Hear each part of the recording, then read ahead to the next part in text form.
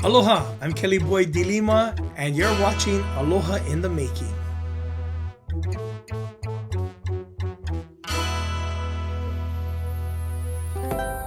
Tell us about singing at Brown Bags to Stardom. I could sing, I was singing falsetto. I started listening to Kazumero albums and Hui Ohana albums and, all these different albums in my room, but my dad was gone, working, and I would listen to these records and I would be like, bruh, I love this stuff. And I remember coming home, after I told him that, I'm gonna be there on the shell, Waikiki, at the Waikiki shell the next year. I remember, just before the brown bags for our school. So what it was eliminations, so you would compete in your school. So for me, Kaimiki High School, we competed, and whoever won for your high school would go on to the Waikiki shell. So here I come home, but you gotta sign permission slip, right? So here I come home with my permission slip from my dad, and he goes, "Hey, Dad, you can sign this paper." And he goes, "What is this for?" He was real the kind, "What this for, brother? Huh?" And I was like, "Oh, this for me to enter a talent contest." And he goes, "What? What do you mean talent contest?" "Oh yeah, me and my group," I tell him. "Me and my group gonna enter this talent contest." He goes, "What? You get on group?" And I said, "Yeah, Dad, I get on group." And he goes, "What your group?" And he goes, "Oh." So I tell him the names, and he tell me, "Bring them over to the house." He hear me.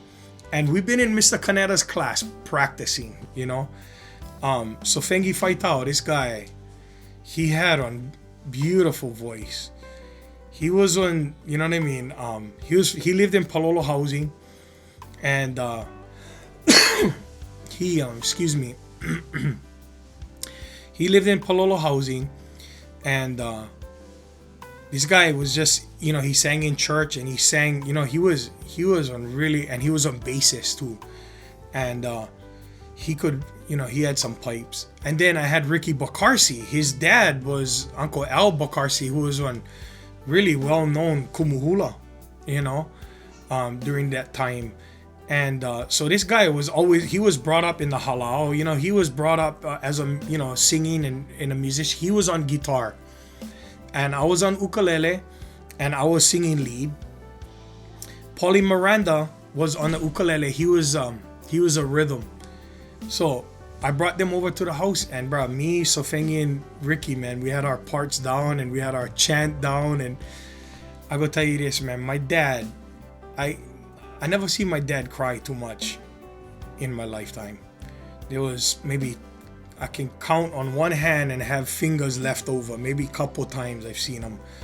One was when his older brother passed away, and when I saw him cry, you know what I mean? He had tears, he put his head down when he started listening to us sing. And it was I felt so good. That feeling that you get inside of you, finally, my father no look at me with this kind of eyes of disgust.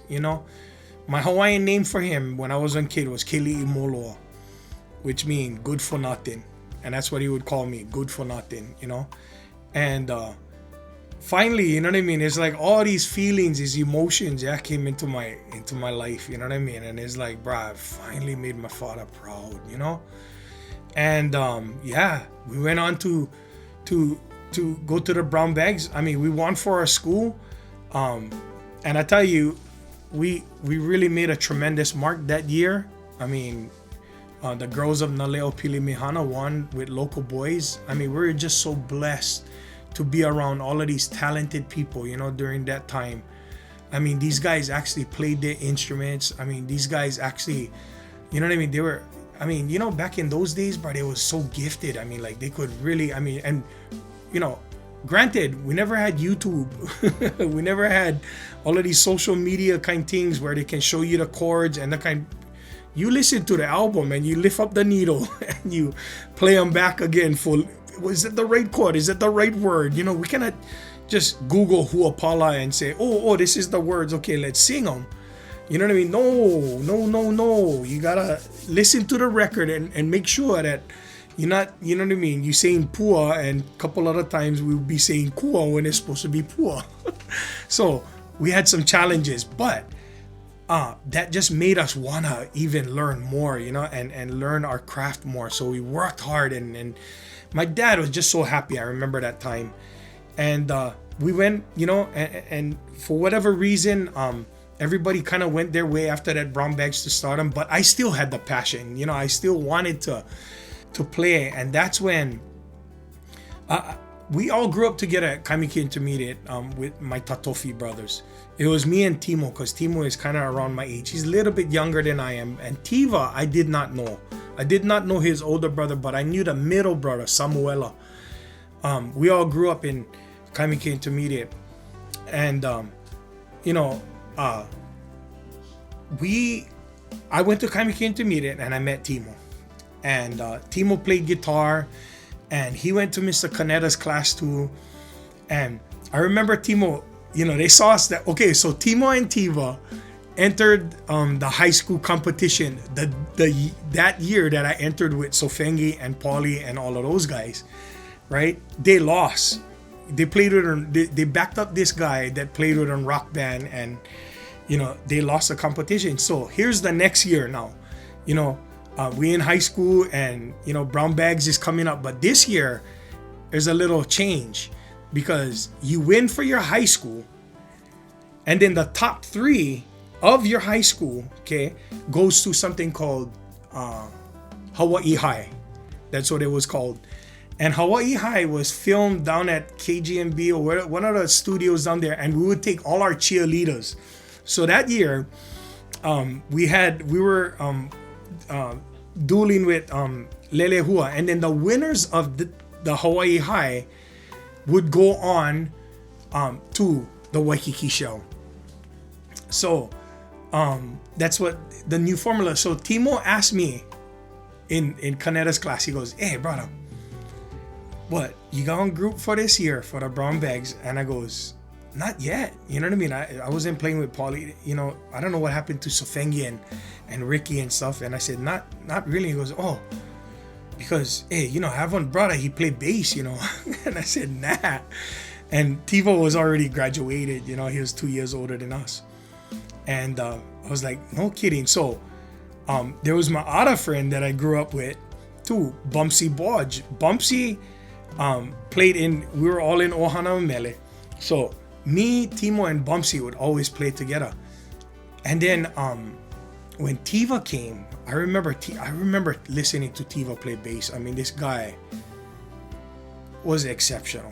I mean, when we got in high school, I mean, the way Tiva played, I mean, like, he was playing with all of these Tongan and Samoan bands at his age then, and he was playing at the Hawaiian Hut show, the Luau show at that time. And this brother had experience, and he was banging back in those days, you know. When I heard him, I blew my mind. However, Tiva couldn't actually sing or play. He could play the congas for whatever reason. So Tiva is playing congas, and Bumpsy Borge played bass. Timo played guitar, and I played ukulele. And that's when we performed my original song, Tropical Lady. And of course, in Hawaii High, we lost to Heidi. Her name was Heidi, and her sister, forget the sister's name. But they did the song Queen of Hearts, and they won this contest, this Hawaii High contest. So we never ever went on to the Brown Bags at the Waikiki Shell. However, that was the beginning of Kapena. That was when we entered the name Kapena in the Hawaii High. So in the Brown Bags with Sofengi and the Kai, we was Naleo Hawaii when we sang Kaulu Vehi o Kikai. The Hawaii High was the one that we officially broke out the name Kapena, which my dad gave to us. He named us the group Kapena, and he said it's because when he was going to Farrington, they would cut out of Farrington High School and they would go swim at Kapena Falls, his favorite swimming hole.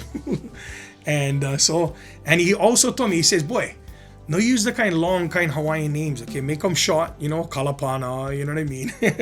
Kapena, you know, so people remember, you know, your name. And I said, okay, so he named the group Kapena, and that's when we, you know, that was the birth of it, you know, and yeah, and that was the beginning of just awesome things ahead in our life. Tell us about your dad and the beginning of Kapena. When we competed in Hawaii High, we sat down with my dad.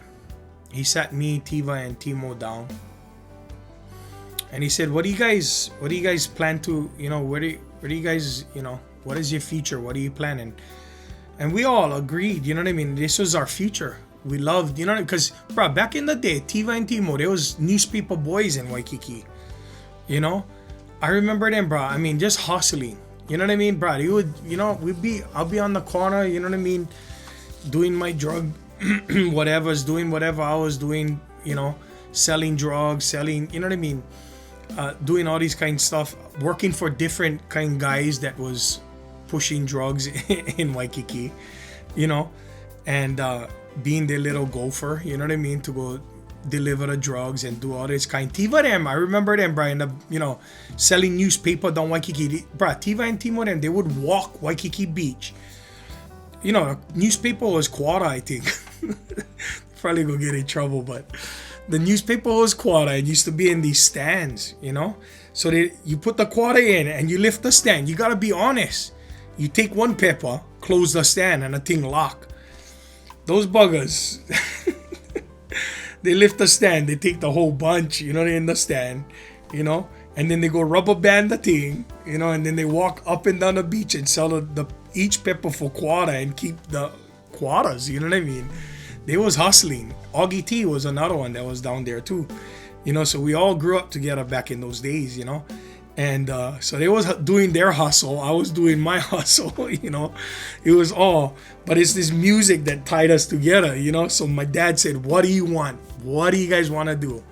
So we said, "We want to play music because it's the first legit thing that we're going to do in our life." Like, it's like, wow, you know.